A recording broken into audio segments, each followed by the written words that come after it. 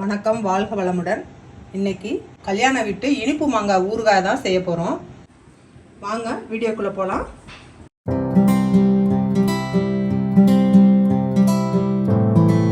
Grape மாங்காய் கொஞ்சம் செங்காயாக இருக்கணும். அதை பொடியாக நறுக்கி வச்சுருக்கேன்.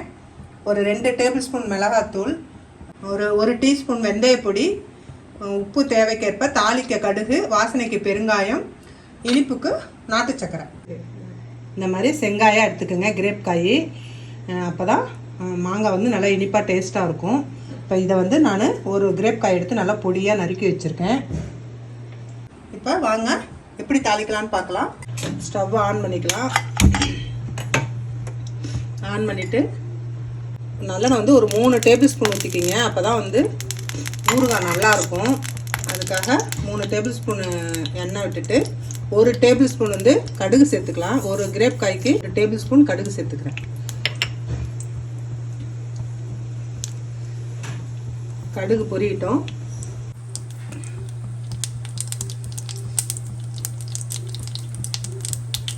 கடுகு பொரிஞ்சிருச்சு. இப்போ நம்ம கொஞ்சமாக கருவேப்பிலை சேர்த்துக்கலாம். நான் இது இன்ஸ்டன்ட் ஊறுகாய் மாதிரி தான். பண்டியெல்லாம் வைப்பாங்கள்ல, அந்த பச்சை மாங்காய் ஊறுகாய் தான். அதனால் கருவேப்பிலை போட்டுக்கலாம். இப்போ நான் இதில் மாங்காய் சேர்த்துக்கிறேன்.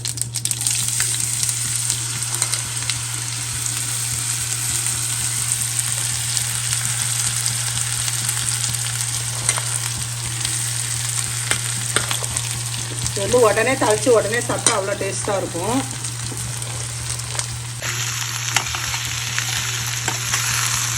கொஞ்சம் வெந்துருச்சுன்னா அப்போ குறைஞ்சிக்கும் மாங்காய். அதனால் நல்லா பேர் வணக்கம் அனுப்பிக்கும்.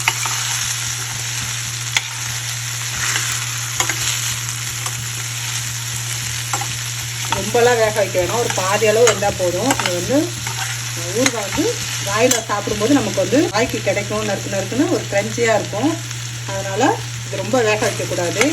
இப்போ இதில் நம்ம ஒரு 2 டேபிள் ஸ்பூன் மிளகாத்தூள் சேர்த்துருக்கேன். இது தனி மிளகாத்தூள் தான், வீட்டில் அரைச்சது. ரொம்பவும் காரம் இருக்கக்கூடாது. அதனால் சும்மா காரம், இனிப்பு, உப்பு, புளிப்பு அப்படி இருக்கணும். இப்போ இதில் 1 டேபிள் ஸ்பூன் உப்பு சேர்த்துக்கிறேன். ஒரு டீஸ்பூன் டீஸ்பூனில் பாதி அளவு வெந்தய பொடி, வெந்தயத்தை வறுத்து பொடி பண்ணி எடுத்துருக்கேன். அதை சேர்த்துக்கிறேன். சேர்த்துட்டு நம்ம அப்படியே கிளறி விட்டுக்கலாம்.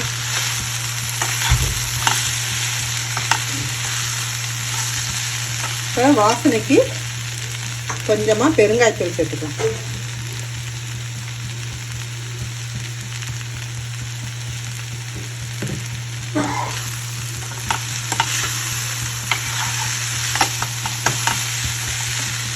அவ்வளோதான். இப்போ கிரேப் காய் நல்லா இனிப்பாக தான் இருக்குது. அதில் இனிப்பு, உப்பு, காரம் எல்லாமே இருக்கும் கலந்து அந்த மாங்காய் ஊறுகாயில். அதனால் நான் இதில் 2 டேபிள் ஸ்பூன் நாட்டு சர்க்கரை சேர்த்துக்கிறேன். நீங்கள் சர்க்கரையும் சேர்த்துக்கலாம். இப்போ அவ்வளோதான். நம்ம ஸ்டவ் ஆஃப் பண்ணிடலாம். இன்னும் ரொம்ப நேரம் வேக வைக்கக்கூடாது. அதனால் இதுதான் பந்தியில் வைப்பாங்க.